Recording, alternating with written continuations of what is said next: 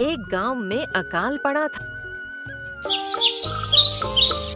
मोहन काम की तलाश में सूरजपुर गांव आता है।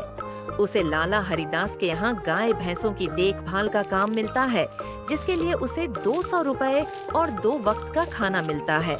मोहन ईमानदारी से काम करता है और गौशाला में ही रहता है। कुछ समय बाद लाला उसकी तनख्वाह 400 रुपए कर देता है। मोहन अपनी मेहनत से एक छोटी सी कुटिया बनवा लेता है। एक दिन वह लाला हरिदास से गांव में बढ़ती चोरी की समस्या के बारे में बात करता है। लाला जी, आजकल गांव में चोरी बहुत बढ़ गई है और मेरे पास कुछ रुपए भी जमा है। मुझे डर लग रहा है कि कहीं चोरी ना हो जाए। हाँ मोहन, तुम्हारा घर दिन में खाली रहता है, इसलिए खतरा है। इस गांव में एक ही जगह है जहां तुम्हारे पैसे सुरक्षित रह सकते हैं, ठाकुर रघुवीर सिंह का घर। हाँ, वे बहुत ईमानदार और दयालु व्यक्ति हैं। उनके घर पर पहरेदार भी हैं, इसलिए चोरी का कोई डर नहीं। ठीक है लाला जी, मैं आज ही उनसे मिल लूंगा। मोहन ठाकुर रघुवीर सिंह के घर पहुंचता है।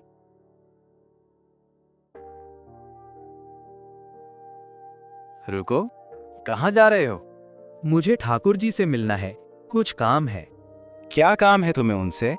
मुझे अपने पैसे उनके पास सुरक्षित रखने हैं। ठीक है, अंदर जाओ। मोहन ठाकुर रघुवीर सिंह से मिलता है। ठाकुर जी, मैं मोहन हूँ, लाला हरिदास के यहाँ काम करता हूँ। कुछ रुपए जमा किए हैं और गांव में चोरी बढ़ने से डर लग रहा है। कितने रुपए हैं तुम्हारे पास? लगभग 5,800 रुपए है। वाह, काफी रकम है।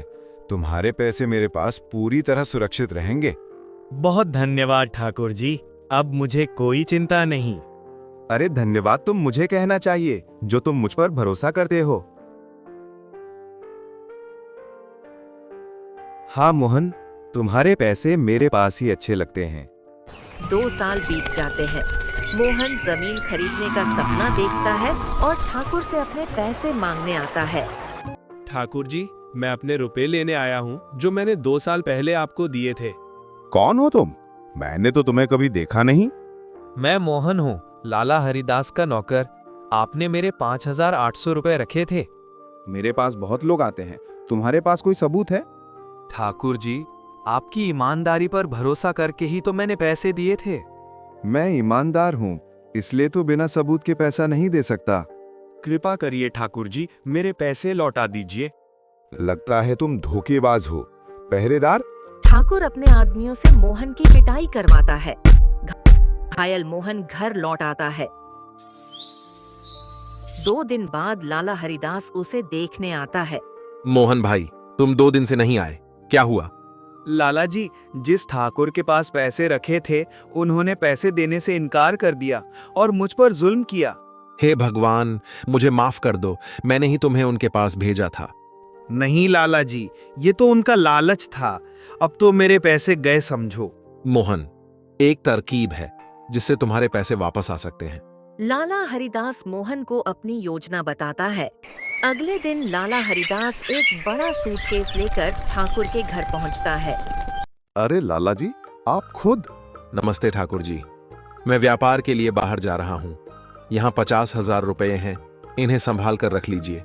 अरे बहुत खुशी से, आपके पैसे मेरे पास सुरक्षित रहेंगे।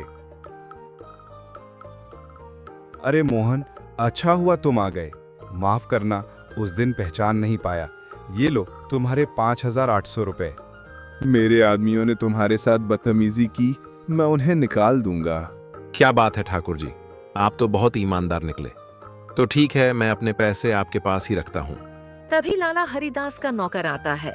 मालिक व्यापारी खुद गांव आ रहे हैं, आपको बाहर जाने की जरूरत नहीं।